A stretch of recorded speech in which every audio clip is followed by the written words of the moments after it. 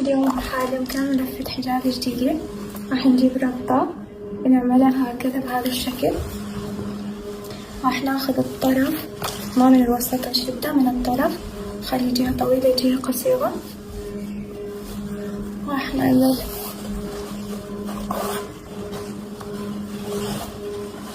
هكذا، ثبتوها بدبوس.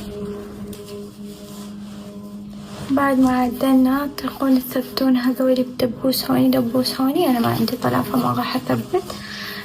راح أجيب هذه من تحت وأعمل لها هكذا بهذا الشكل، وأجيبها هالشكل